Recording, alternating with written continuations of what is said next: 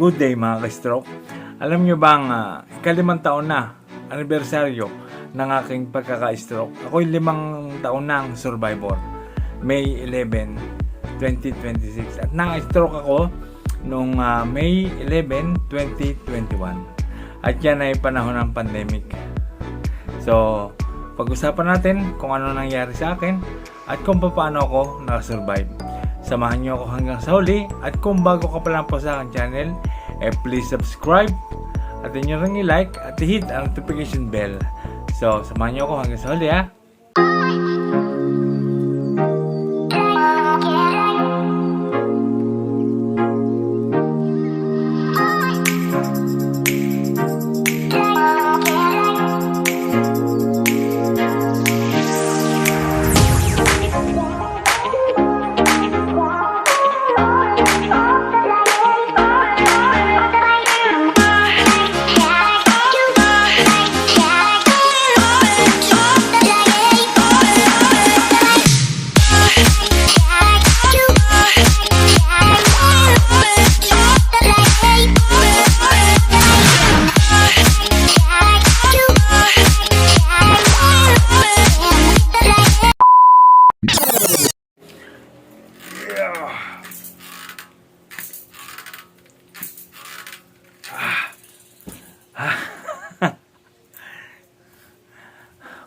Alam nyo ba na-stroke ako?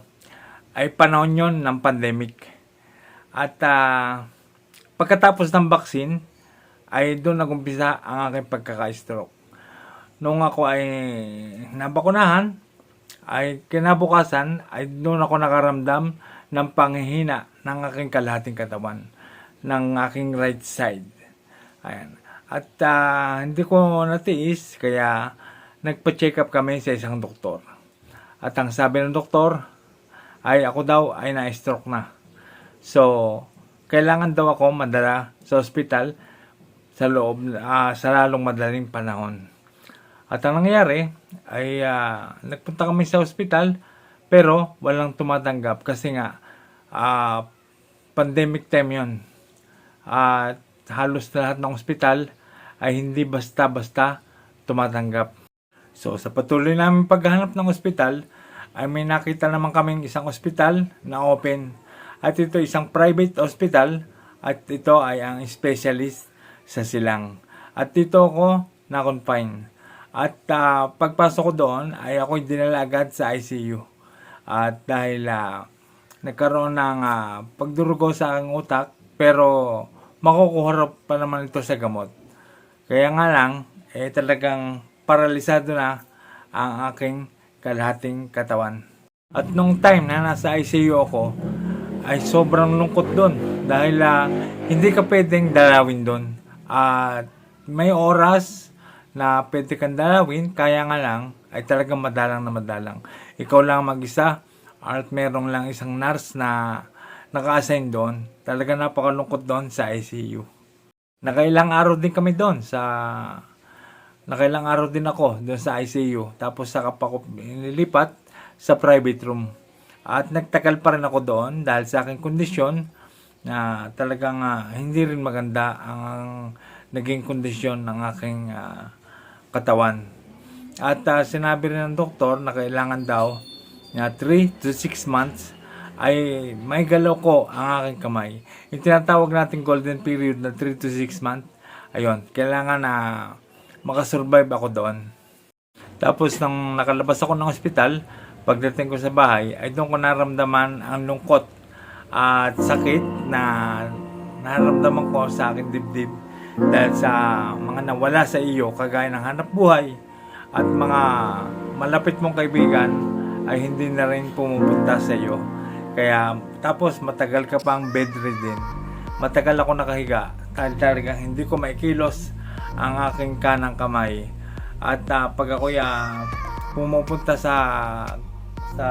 para kumain, ay iniupo ako sa wheelchair. Binubuhat ako ng aking anak at tinutulak yung wheelchair papunta sa hapagkainan. At ako ay sinusubuan. Ganon kahirap yung pakiramdam ko noon na isa ka ng alagain, pakiramdam mo wala ka ng ambag sa pamilya, parang may tuturing mo na rin na talagang isa kang lumpo. Parang inutil. Masakit masabihin, parang gano'n ang aking nararamdaman. Kaya hindi ko matanggap ang nangyari sa akin. Matagal ko bago natanggap. Sabi nga nila, you have to move on. Pero paano? Yung ganitong kalagayan, mag-move on pa paano? Sabi kailangan daw i-therapy, exercise. Nung tinetherapy ako, wala naman akong gana noon, wala na sa loob ko ang mga ginagawa ko, mga physical activities na ginagawa ng therapist. Hindi ako sumusunod noon dahil nananaig sa akin ng galit, inggit, at kung ano-ano ba na mga pumapasok sa akin dibdib, nakagalit-galit. Hindi ko ulit alam kung paano ko mag-umpisa, kung paano ko lalabanan ito. Kasi sa ganong sitwasyon na kalagayan mo na paralisado ang kalahati mong katawan, hindi mo lang kung paano ko mag-umpisa eh. So, kinausap ng asawa ko, sabi niya, kailangan lumaban. So, paano ko gagawin yon?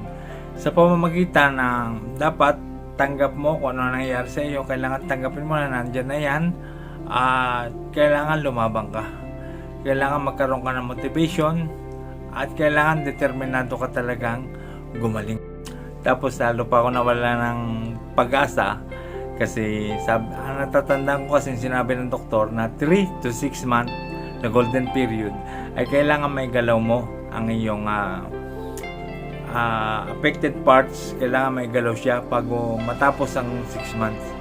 Lumampas na ako noon taon na ang binilang na hindi pa rin ako nakakaagapay sa akin sarili, hindi ko pa rin halos may galaw. Pero unti-unti, nagagalaw ko naman dahil sa tulong din ng mga ginagawa ng asawa ko na pagte-therapy niya. At isa pa, ay namasahe din ako ng isang massage therapist. At aminin ko man hindi, talagang nakatulong din sa akin yon. Yung pagmamasahe, paghilot. Siya si Mr. Dio Cayetano. Malaki rin na naitulong niya sa akin. Shoutout sa iyo, Mr. Dio Cayetano. At na-therapy rin ako ng isang therapist, babae, si Miss Marasigan. Ayan. At 2 araw lang niya ako na-therapist. Tinigil ko na sapagkat napakamahal ng bayad sa therapist. Kung magte-therapy ka na magte-therapy, kahit ba every other day, ay talagang mauubusan ka rin ng pambayad. Kaya mahirap din. Kaya nangyari, ang ginawa ko, ang misis ko ang nag-research ng mga exercise na gagawin para sa akin. At kailangan, pinag-aralan din niya ang tamang proseso ng pag-therapy. So yun, pinag-aralan ko rin yun para sa self-therapy. At yun, unti-unting gumagalaw ang aking, yun kasi ang importante ng aking project noon Ang goal ko ay yung gumalaw man lang siya kahit konti. At nangyari nga yun. Gumalaw siya pero kaya nga lang hindi siya galaw lang na konti-konti lang. Tapos talagang matagal ang progreso. Kaya hindi na isang nakakapanghina at saka nakakainip, nakakawala ng pag-asa yung sobrang tagal. Tapos may makikita ka pang ibang na-stroke na mabilis makarecover. Siyempre, makikita bakit sila mabilis makarecover. Halos panabay lang naman kayo na-stroke. Tapos ikaw, napapag-iwanan. Hanggang sa nalaman ko rin naman na iba't iba ang kondisyon ng katawan at iba't iba rin ang klase ng stroke na tumama sa atin. Kaya patuloy pa rin ako sa pakikipaglaban. Tuloy-tuloy yun. Taon talaga. Walang tigil. Kung nahihirapan ka, talagang tiis lang talaga. No pain, no gain. Talagang dire-diretso yun. Dapat hindi ka sumusuko. At hanggang sa napapansin ko na rin na nagagamit ko na itong aking affected parts. At saka yung paglalakad, araw-araw din, kailangan mailakad siya na mailakad. Kailangan kasi, sabi kasi doon ng mga rehab, ng mga physical therapist, ang mahalaga kasi daw dyan ay yung siya ay maigalaw na maigalaw o kaya tulungan ng malakas na kamay, yung igalaw na ganyan. At ginawa ko naman yon. At totoo nga, talagang unti-unting may mga pinagbabago at nagagamit ko na siya. Kaya nga lamang talaga, kung ibabalik mo siya sa, sabihin natin ng 100% na dating galaw, ay talagang imposible na mangyari yun. Pero okay lang sa akin yun kasi ang importante naman ay yung maigalaw mo siya ng normal at makasabay ka sa normal na pamumuhay. Bagamat hindi siya 100% na dating lakas at dating galaw, bilis ng galaw, ay ang importante dyan ay nagagamit mo siya sa kapakipakinabang na bagay. Tapos na pag-aralan ko rin na talagang kapag punong-puno ng galit ang iyong dibdib at puno ng inggit, ay talagang isa pa rin yan sa nagpapatagal ng progress ng recovery. Talagang dapat kailangan panatagang iyong loob, kailangan masasaya lagi ang iniisip mo. Kailangan gusto mo yung ginagawa mo talaga, yung determinado ka talaga. Kasi sa bawat gagawin mo na physical activities, kailangan din kasi sumasangayon ang iyong utak at sumasangayon din ang iyong puso sa gagawin mo. Kailangan panatag talaga at dyan papasok talaga ang mabilis na progress. Mararamdaman mo na tumatalab ang mga bawat activities na ginagawa mo.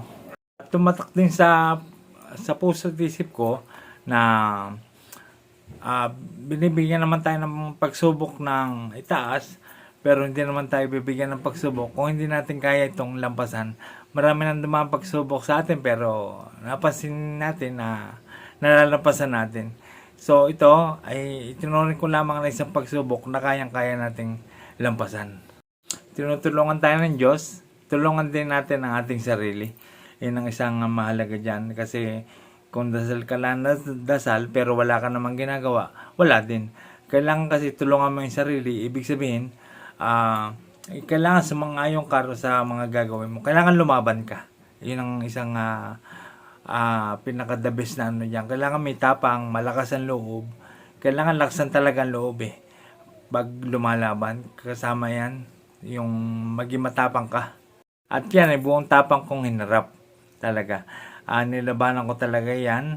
At talagang, ang importante rin dyan ay yung tuloy-tuloy ang iyong pag-exercise talaga. Exercise is the key. At yan ang nagpalakas sa akin at nakasabay ako ngayon sa normal na pamumuhay. Ayan, data ko yan, nakabalik din ako sa hanap buhay, bagamat hindi na yung dating hanap buhay, nagkaroon ako ng ambag sa pamilya. Hindi yung, kasi nung una, nararamdaman ko, wala kang ambag, aalagain ka, tapos pinapakain ka, di ba, ano naman yun, padre di pamilya ka pa naman. Tapos ganyan nangyayari sa'yo, hindi pa naman tayo katandaan siyempre, kailangan lumaban talaga. Yan din ang isang nagpaano sa akin, hindi dapat laging ganito. Hindi habang buhay ganito. Kailangan lumaban talaga. May pag-asa pa talaga. At ako magpapatunay niyan na talaga may pag-asa.